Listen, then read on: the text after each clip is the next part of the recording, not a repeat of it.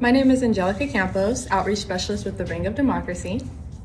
And I'm Stacey Volsey, Project Director with the Ring of Democracy, here with Mrs. Porsche Middleton, who is running for Assembly Member District 7. Yes, and today, before we get started, we wanted to just say that the Ring of Democracy is a nonprofit organization, not a political organization. And with that in mind, we wanted to host these sit-downs to further democratize the electoral process and make it more readily available to our community members to know your platform. Well, thank you, Angelica, and thank you, Mrs. Middleton, for joining us today. I want you to take a few minutes, we really want you to take a few minutes to introduce yourself and explain what your vision is from running for the seat, the California Assembly Member District 7 seat. Oh, absolutely. First of all, thank you both for having me here to kind of talk about my platform and why I'm running for Assembly District 7. And as a second-term council member of Citrus Heights, my public service actually started way back in college. I worked in the mayor's office in Louisville, Kentucky, and built 3 literal bridges. And I learned a lot about community building and what that means and how to get folks engaged and active and excited about being a part of the political process. I worked on President Obama's campaign and then decided, I'm going to be a housewife. So when we moved to Citrus Heights, I was very much like, oh gosh, there's so much going on in our community. How can we make sure that folks are more engaged? How can I help and use my skill set? So someone suggested run for city council, and that's what I did. And then as I got into it, I realized a lot of the things that we were concerned about at the local level when it comes to transportation, when it comes to housing, healthcare, just everything. It actually starts at the state level, and your cities only have so much local control. And I found that very frustrating. So in the middle of my second term, I said, you know what, it's time to step up and move into a higher position of office so that I can really start working on these issues that we saw just kind of blow up in front of us during COVID. Right, we noticed that there was police brutality, the housing crisis from folks coming out of the Bay Area and working remote, and that the rents went up, housing prices went out of control. We noticed that because COVID, people started cutting down public transportation, and it was insane because now that we're all trying to go back into the office, those routes no longer exist. And as we're working through all these problems, we realized that healthy families mean that you have a healthy workforce. That means you have healthy teachers, you have healthy students. And folks don't have that actual access to healthcare that they need. And being a mother of a child who has autism, is nonverbal, I have really struggled to make sure I find the appropriate care and to really navigate that process with the school system, with IEPs and things. It's just very difficult, and we need to streamline that. And I said, these are things that I believe that I can take on from personal experience and being an elected leader and also just being a parent, that I can take on and help with our community. And that's really why I'm running. Thank you for sharing that. Yes, thank you, Portia.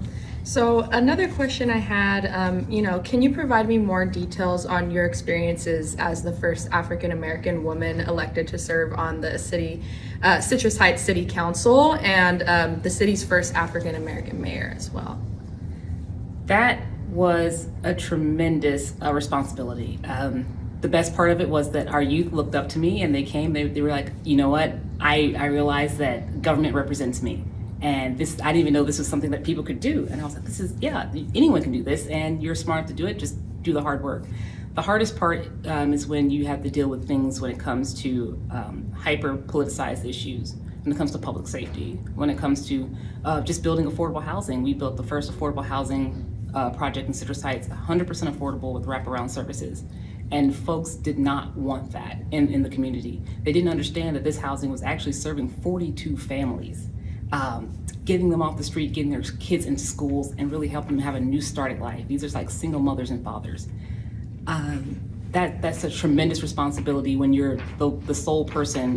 When I was the mayor in Citrus Heights, I was the first Black woman to be a mayor in the Sacramento region.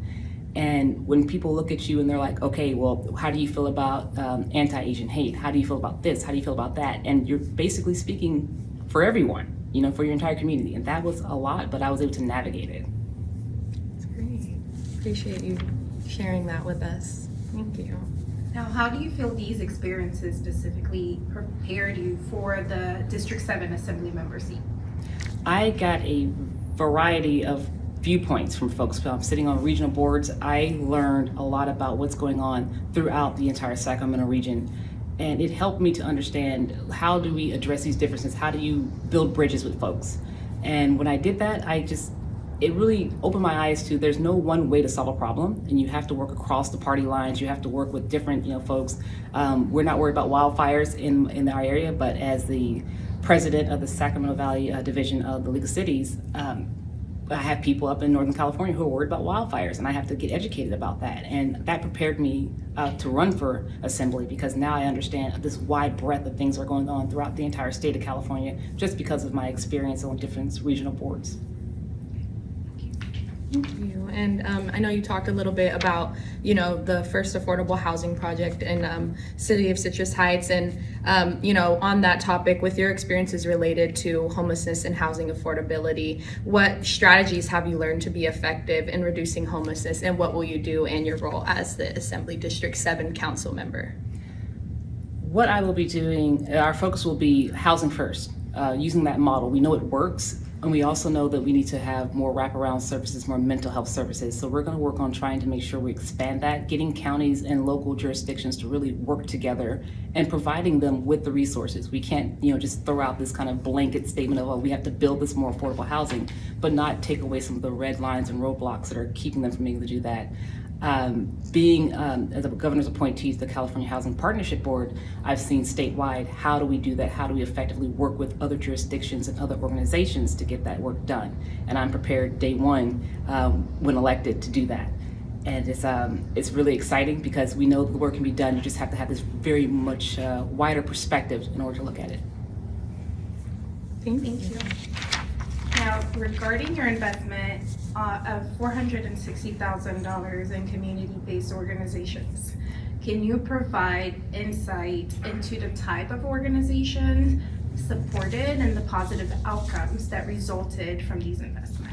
Absolutely. So we utilized some of our community development block grants for this, and this was during a time when nonprofits were struggling, and we took a really big look at what was going on. Single Mom Strong needed to be able to hire providers in order to help mothers be able to go back to work, but also provide childcare. So we made sure we wrote them a sizable amount to be able to do that kind of work. This was instrumental, because these moms were not able to go back to work post-COVID without that childcare. We saw a spike when it came to our food pantries. We had more people, I think it tripled over COVID, and the numbers haven't gone down because of inflation. Folks can't afford food, and so we made sure that we funded that program as best we could to improve upon that. And same thing with Meals on Wheels.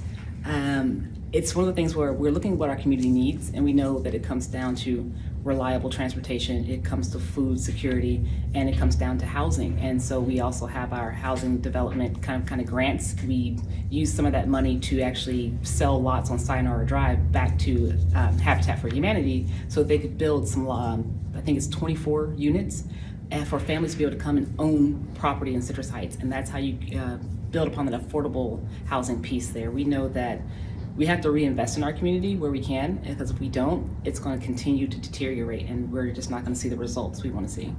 Okay, thank you for sharing that. Yes, thank you. And you have worked to deliver job training and new opportunities for at-risk youth.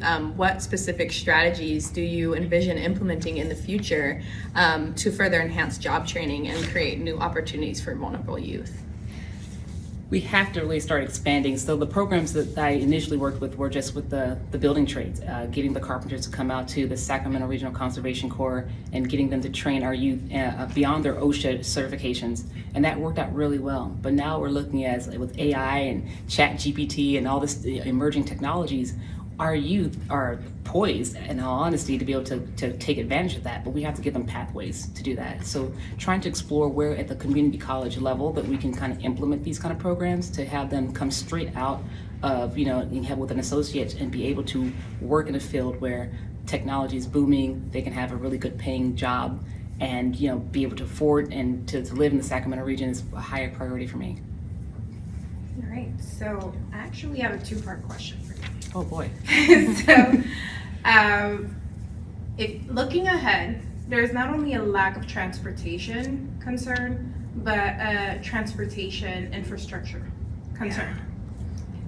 Now, the first part of the question is, how do you plan to contribute to the improvement of transportation infrastructure in the community? And two, are there specific projects or initiatives that you're currently considering to address the ongoing challenges to enhance the accessibility to transportation? Okay, that's a big question. And it all comes down, in my opinion, to environmental impact. We know that we have these carbon neutral goals that are coming up, and they're going to be here before we're at retirement age.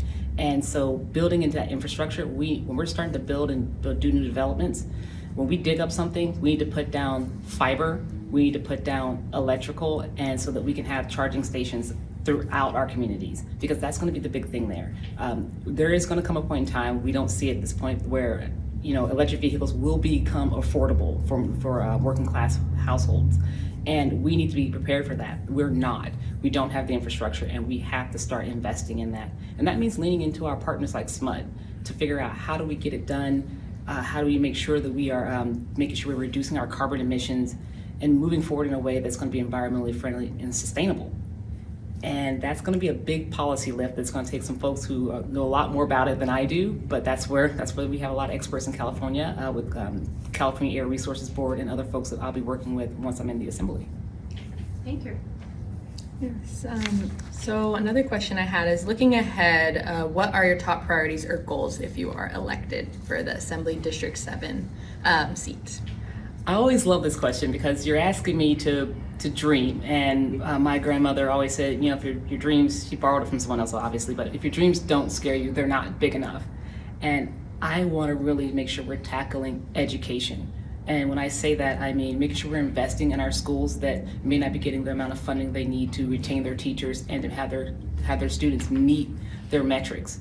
We got to reinvest in those areas. We can't just keep letting kids, leave the district because they're going to brighter opportunities elsewhere. Those opportunities can be right there in the neighborhoods that they live in, and that's where we start building communities, by having kids learn and live in the communities in which their parents are living in as well. Affordable housing. We don't want our folks traveling all the way out from the edges of Sacramento County into the city because that's what they can afford. That's hard on the environment. That's hard on family life. I mean, I don't know if you've tried driving from Davis to Sacramento, but it's a mess. And we want to make sure that we're providing the housing options where folks can live and work right in the same area. And I guess on top of all of that, affordable housing, education, transportation is also key in that. If we can find a way to really work on expanding light rail in critical areas and making that connectivity even better, it might take away. So if you have to work further out, we can make that commute easier for you and the environment. So those are going to be some really top priorities for me.